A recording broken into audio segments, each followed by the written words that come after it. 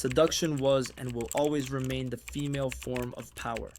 Many of us believe that sexual freedom has made incredible strides in recent years, shaping a new era of change. However, when we take a step back and examine history, we realize that periods of unrestrained sexual energy were not unheard of.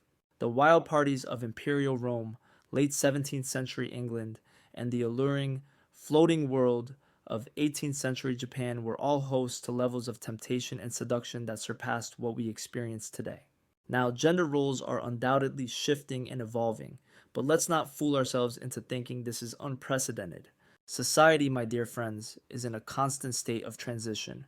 People conform to what is considered normal during their time because, deep down, we are social creatures who instinctively imitate one another. Yep, humans are social creatures. We love to copy each other. But guess what? In the sea of sameness, there's a golden opportunity for those brave enough to stand out. Enter the dandy, a rare flower in the garden of society, blooming with style and sass. Hey everyone, if you enjoyed this video, don't forget to give it a thumbs up, leave a comment, share it with your friends, and subscribe to our channel. Your support will help us create more content like this and grow our new channel. Thank you for watching. Throughout history, dandies have flourished, utilizing the conformist role-playing of others to their advantage.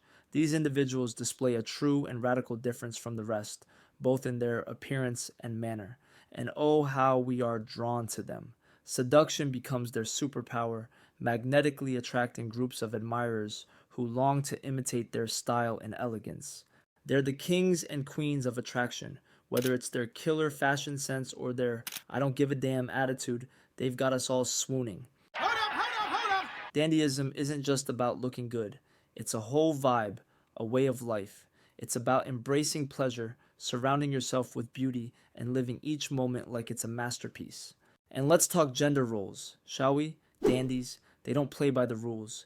They mix and match traits from both sides of the spectrum, leaving us all mesmerized.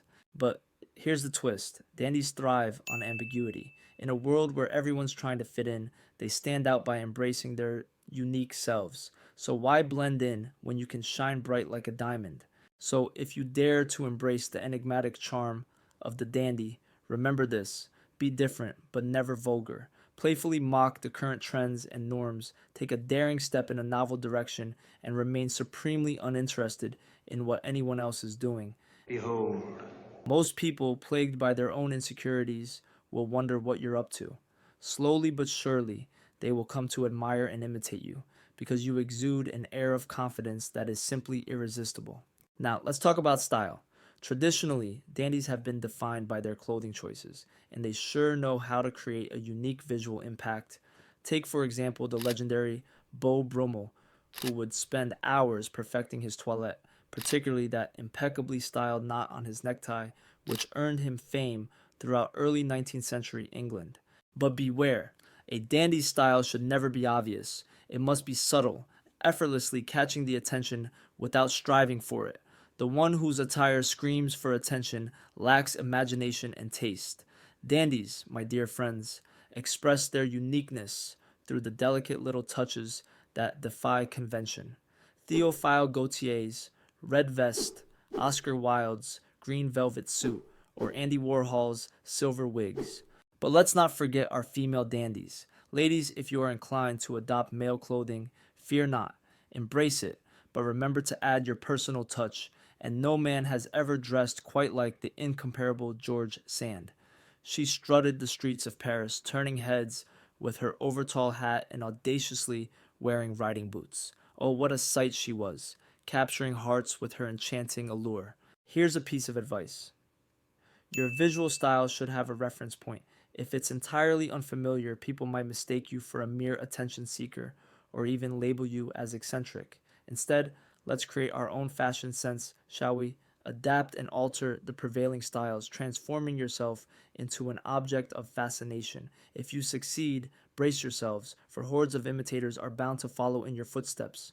Now, hold on tight, because here comes the real secret sauce of the dandy: attitude towards life.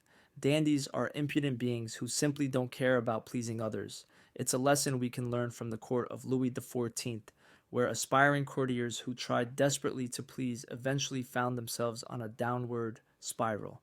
Nothing is more anti seductive than a desperate people pleaser. Impudence is the name of the game, my dear friends. Take a page out of Oscar Wilde's book.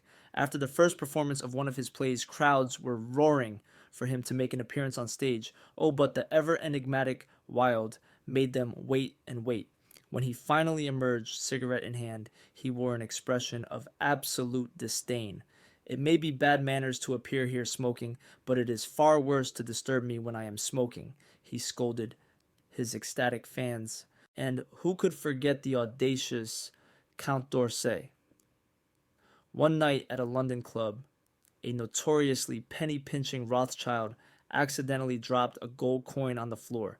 Without skipping a beat, the Count whipped out a 1,000-franc note, rolled it up, and lit it like a candle. Can you guess what he did next? He got down on all fours as if to illuminate the way in search of the lost coin. Oh, only a dandy can pull off such audacity.